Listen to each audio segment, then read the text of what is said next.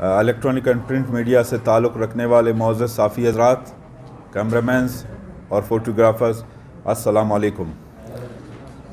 سب سے پہلے تو میں آپ تمام معزز صحافی حضرات کا شکریہ ادا کرتا ہوں کہ آپ لوگوں نے ہمارے اس پریس کانفرنس کے کوریج کے لیے وقت نکالا اور یہاں پر آئے۔ آپ سب لوگوں کا بہت بہت شکریہ۔ معزز صحافی حضرات، 3 مارچ 2016 سے شروع ہونے والا یہ پاک سرزمین پارٹی کی تحریک آج پاکستان کے کونے کونے میں پہنچ چکی ہے۔ آج مصطفیٰ کمال کے نظریے سے پاکستان کا ہر زبان بولنے والا جڑ چکا ہے اور پاک سرزمین پارٹی کے پرچم تلے وہ اپنی جدوجہد کا آغاز کر رہے ہیں۔ معزز صحافی حضرات، آج پاکستان میں کرپٹ مافیا کا قبضہ ہے۔ ہر طرف بے روزگاری ہے، مہنگائی ہے، لوگ پریشان ہیں اور مہنگائی کا ہر طرف راج ہے۔ آج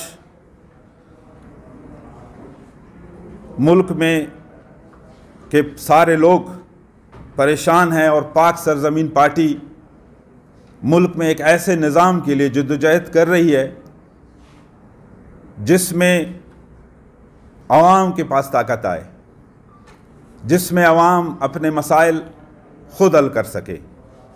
پاک سرزمین پارٹی ملک میں ایسا نظام لانا چاہتی ہے جس میں اس کے پاس اپنے گلی کوچے کا اختیار ہو۔ معزز صحافی حضرات،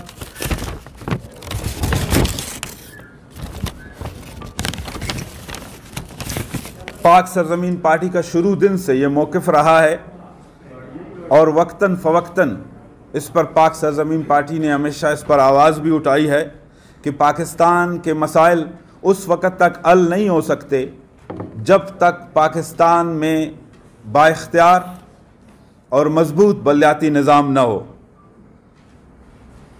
کیونکہ ایک عام آدمی کے مسائل ایک بلدیاتی نظام میں ہیں اور جب تک مضبوط بلدیاتی نظام نہیں ہوگا، پاکستان کے یہی مسئلے دن بدن اضافہ ہوتا جا رہا ہے، یہ اور بڑھتے جائیں گے، کیونکہ جو ایک عام آدمی ہے اس کے مسائل وہ بلدیاتی نظام کے ساتھ جڑے ہوتے ہیں۔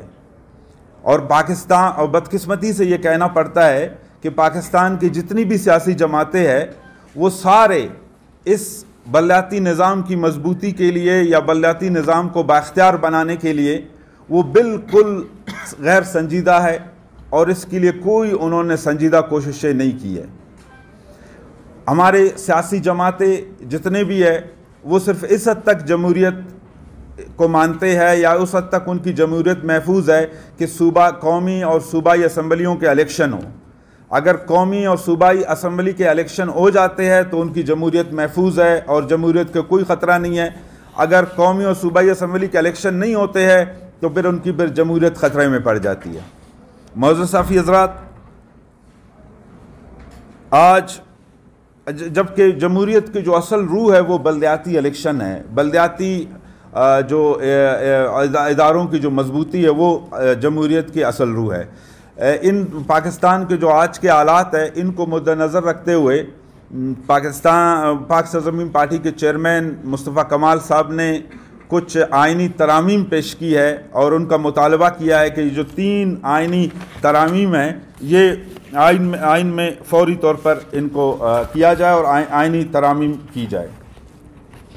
اس میں جو پہلی آئینی ترمیم ہے کہ پہلی ترمیم یہ ہے کہ وزیر اعظم اور وزیر اعلیٰ کی طرح میئر کے اختیارات اور ڈپارٹمنٹ بھی آئین میں لکھ دیے جائے۔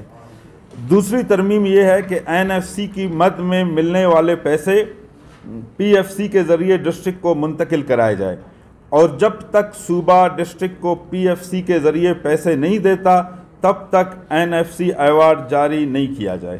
تیسری ترمیم جو پاک سرزمین پارٹی کا مطالبہ ہے وہ یہ ہے کہ پاکستان میں اس وقت تک قومی اور صوبائی اسمبلیوں کے انتخابات نہ ہو جب تک بلدیاتی کونسل نہیں بنائی جائے۔ اچھا، اس میں کراچی سے لے کر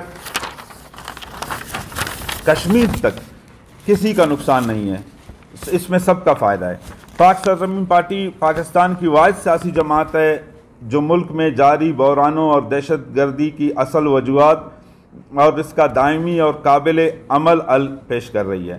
ہم پاکستان کے ریاستی اداروں، عدلیہ، اسٹیبلشمنٹ اور میڈیا کو آواز لگا کر کہتے ہیں کہ اس بات کو سمجھے کہ جب تک پاکستان کے چاروں وزرائے اعلیٰ خصوصاً بلوچستان اور سندھ کے وزرائے اعلیٰ حکومت کرتے رہتے ہیں، پنجاب اور اسٹیبلشمنٹ سے انہیں کوئی تکلیف نہیں ہوتی، لیکن جیسے ہی کوئی حکومت ختم ہوتی ہے تو ریاست کے خلاف کھڑے ہو جاتے ہیں۔ پاکستان کی صوبائی حکومتیں دہشت گرد بنانے کی فیکٹریاں ہیں۔ یہ پاکستان کی سالمیت کا مسئلہ ہے۔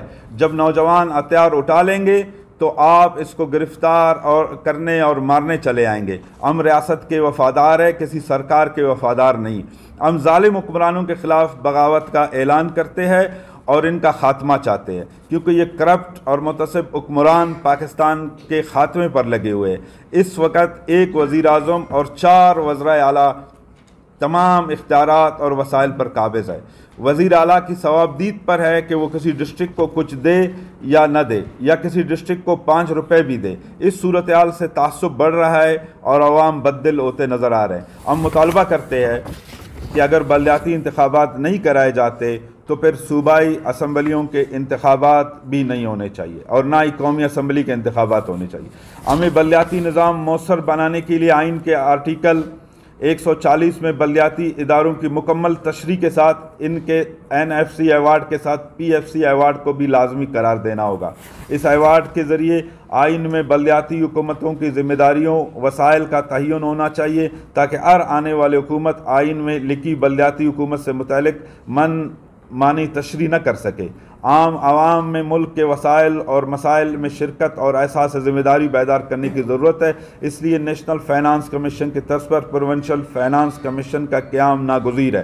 جب تک اختیارات اور وسائل نچلی سطح پر منتقل نہیں ہو جاتے، اس وقت تک یہ ملک ترقی نہیں کر سکتا، بلکہ جمہوری نظام بھی نافذ نہیں ہو سکتا۔ آپ سب کا بہت بہت شکریہ۔ طرف سے ہمیں کوئی رسپانس نہیں ہے، عوام کی طرف سے ہمیں بھرپور رسپانس ہے اور آپ بالکل دیکھ رہے ہیں، اور انشاءاللہ ہماری یہ جدوجہد جاری رہے گی اور انشاءاللہ ہم کامیاب ہو جائیں گے انشاءاللہ۔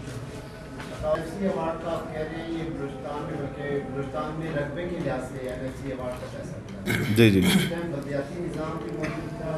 اور اس حساب سے جو ہے یہاں پہ جو رقبے کے لحاظ سے جو دوسرے ڈسٹرکٹس تھے ادھر بھی کچھ کام نہیں ہے۔ تو آپ دیکھیے، جب تک یہ آپ کا جو MPA کے ذریعے جیسے جو بجٹ آتا ہے، جو ایک فنڈز آتے ہیں، پھر وہ آپ کو پتہ ہے کرپشن کی نظر ہوتے ہیں، اور پھر MPA کا ہمارا مطالبہ یہ ہے کہ MPA کی جو پہنچ ہے وہ پھر سارے جگہوں تک بھی نہیں ہوتی ہے، تو اس لیے ڈسٹرکٹ اور ڈسٹرکٹ کے بعد جو ہے نا یونین کونسل لیول تک یہ پیسے ٹرانسفر ہونے چاہیے۔ جب تک وہ ابھی جو پیسے آ جاتے ہیں وہ وزیر اعلیٰ ہاؤس میں آ کر پارک ہو جاتے ہیں، پھر وزیر اعلیٰ بالکل اس کی مرضی ہے، وہ اپنے عوام کے مسائل سے تو انہیں کوئی دروکار نہیں ہوتا ہے، وہ پھر اپنے مرضی سے جہاں چاہے پیسے خرچ کر دیتے، یا جہاں جس کے عوام کی ضرورت ہے وہاں پہ تو پیسے خرچ نہیں ہوتے، وہ وزیر اعلیٰ کی مرضی سے جمع ہوتے۔ تو اس میں یہ ہے کہ جب ڈسٹرکٹ لیول پہ آپ کے فنڈز آئیں گے اور پھر وہ ڈسٹرکٹ سے پھر یونین کونسل لیول تک جب ٹرانسفر ہوگا، پھر یہ آہستہ آہستہ آپ کے مسائل جو لوگوں کے مسائل ہے، جو لوگ پریشان ہیں، ان کا پانی کا مسئلہ ہے، ان کے دوسرے چیزوں کا مسئلہ ہے، وہ پھر حل ہو سکتے ہیں۔ اور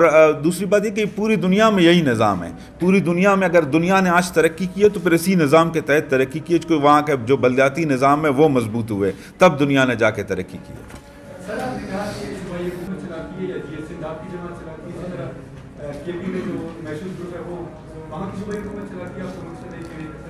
جب احساس محرومی ہوگا، جب نوجوانوں کے پاس تعلیم نہیں ہوگا، جب نوجوانوں کے پاس روزگار نہیں ہوگا، جب ان کے پاس علاج کے پیسے نہیں ہوں گے، تو پھر وہ کیا کریں گے؟ دہشت گرد بنیں گے جو اپنے بچوں کو مرتا ہوا نہیں۔ تو اسی لیے ہم کہتے ہیں کہ جب منصفانہ تقسیم نہیں ہوگا وسائل کا، تو پھر یہی حالات ہوں گے جو آج دہشت گرد ہر جگہ سے بنتے جا رہے ہیں۔